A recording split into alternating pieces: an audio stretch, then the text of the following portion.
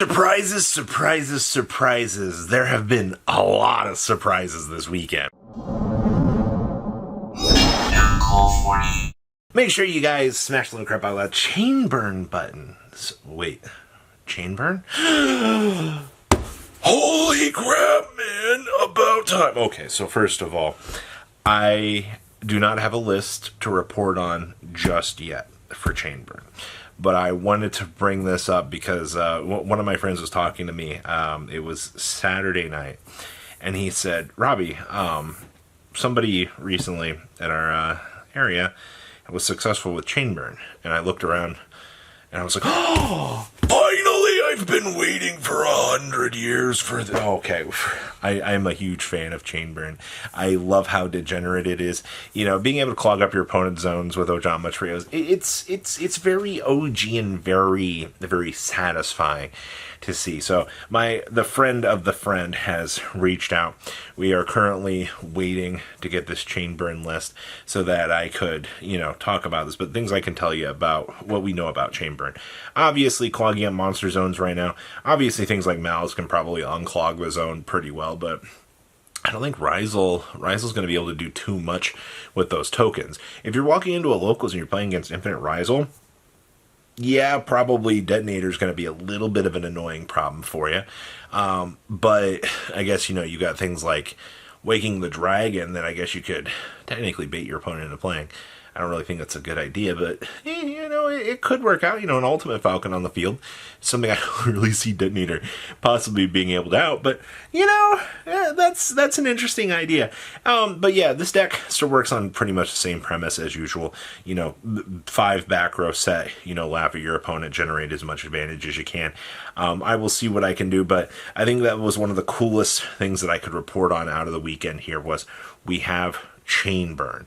It has been seen. All right, Phantom Knights. Now, YCS Sydney's breakdown will go up tomorrow morning. I've been working on it, trying to get it put together. But Phantom Knights did have a top out of this most recent YCS.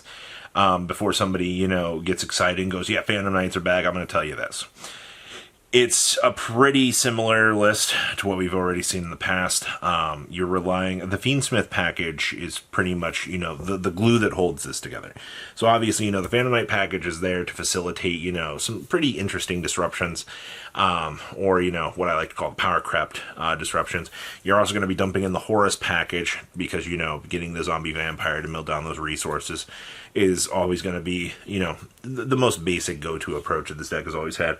And then the Fiendsmith package is the last necessary ingredient to kind of bring these, 3 engines together and allow this package allow this deck an actual place in the meta. Now, obviously, you have a lot of issues in the meta. We're not going to deny that. There's a reason why you don't see this deck topping every single weekend out here. It's because, honestly, for what the meta's got going on, you're not what you used to be. But I'm not going to take that away from anybody that wants to test out Phantom Knights right now. Probably the most expensive part of the deck is going to be the the Fiendsmith package. Still looking forward to watching that get destroyed on a future ban list out here, so then everybody can literally lose their minds and be like, why did this deck top? Why did I get... Because you fell for the Phantom Knight paradox. You got so excited seeing Phantom Knights that you dusted off your old deck and you're like, oh, finally! I can play this, and then you realized how actually not super good it is. But still, nonetheless, I'm happy to see that Phantom Knights actually had a successful run out here. I'll go over the list in the AM out here when we do the breakdown, kind of give you guys an idea. Blue Eyes. Oh, we got a couple things here. So the Buster Blader build made a nice showcasing appearance out of Sydney. And I have not had the chance to look at Buster Whelps this afternoon to kind of, see where things are going. But I'm going to tell you guys the same thing.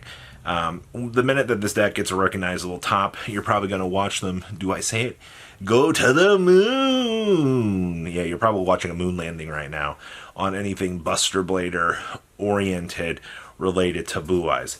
The regular Blue Eyes build also had a surprising, nice showcasing appearance out of YCS Sydney as well, which once again, guys, I'm going to keep saying this to you. Blue Eyes is not a bad deck. All right, I read a lot of mixed opinions in a lot of different comment sections about, Blue Eyes is dog shit, well, Blue Eyes is actually, Blue Eyes is a good, decent deck. Honestly, I do agree with a lot of people. I think it's the third best deck in the room right now. But between Rizal and Malice, the deck just feels a lot further ahead than the rest of the meta. And I'm not sorry to say that. But on that same note, Crimson Dragon and Cypher Dragon have been falling out of the super competitive side of the game, the way it looks this morning. I was reading a couple comments from people going, with all these Crimson Dragon buyouts, it's not seeing competitive play. Thanks, guys. Keep spending your money on worthless cards. But, it's still seeing play on, the local side and, in the regional side. Not everybody's going to play this game competitively. I think competitive players forget that some days, because you will have your local warriors that just, they'll get to go to 1 to 2 regionals a year, but they just don't really care to go to the super more competitive side of the game. Believe it or not, it happens.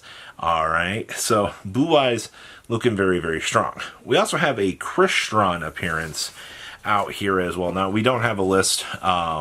You guys will eventually get that list. You guys know where you'll be able to find it when it does come out. But I'm going to continue to say this. Crystron, if you're doing anything with this deck, this format, you have to really, really work for it. Crystron is I still think it's a very hard deck to pilot on top of, how do I say this? You have to be a very good pilot to overcome, a lot of the deck's flaws. And that's why, we've been seeing this deck struggle so hard out here. We recently just saw the title innovations returning or coming into the TCG finally for this deck, because OCG was on title literally everywhere. And the TCG was adventure package?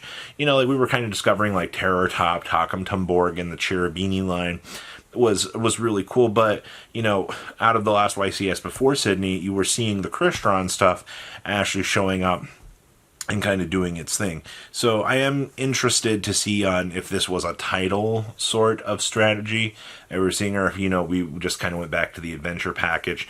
But in my personal opinion, in terms of Crystrons, I left the deck very open-ended when we did this, the breakdowns and top decks for March.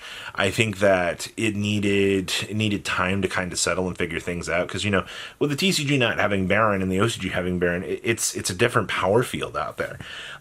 Baron, even though some TCG decks just aren't even choosing to play Baron, in the builds that Baron is seeing played is enough to kind of up that percentage of chances that it's relevant. So it's good to see Crystron doing its thing. I find it, I don't like the deck, honestly. It was a cool deck, but I feel like there's just better options in the synchro pool of things. But I guess if you like, Infinity, okay.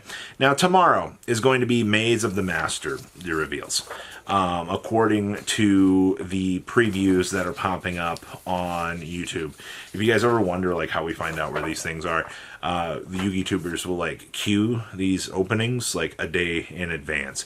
So you get the little notification of the little preview, and you're like, oh my gosh, Maze of the Master's coming. So tomorrow at 11 a.m. Eastern Standard Time, the whole world's going to get the chance to find out what these Odeon cards are going to do. And I just want to remind everybody that I'd keep your expectations very, very, very, very, very down here on Earth. Because if you guys remember the Gate Guardian cards, while, I was super ecstatic and I ran around, like a madman without my pants on around my house, screaming at the top of my lungs, I was so excited for those. And, we had the Flame Swordsman cards, they were relevant until, the next set came out, and then we were like, oh, okay.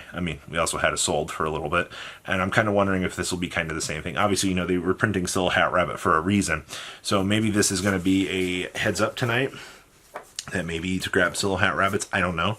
We're assuming that, obviously this is going to be a trap deck, and you're going to have the interactions with Temple of the Kings. This could break open, the Paleo deck. I don't know. I won't know until, tomorrow, when everybody else in the rest of the world does. The only thing we can do is speculate, but I want to remind people that Maze of the Master is tomorrow. But we've got a pretty successful run out here this weekend, man.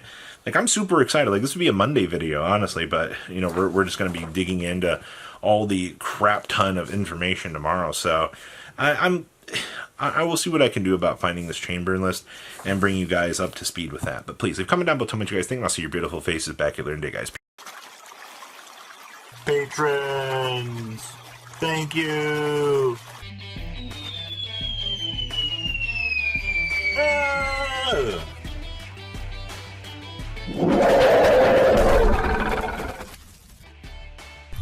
Thank you so much for watching. Check out these other videos.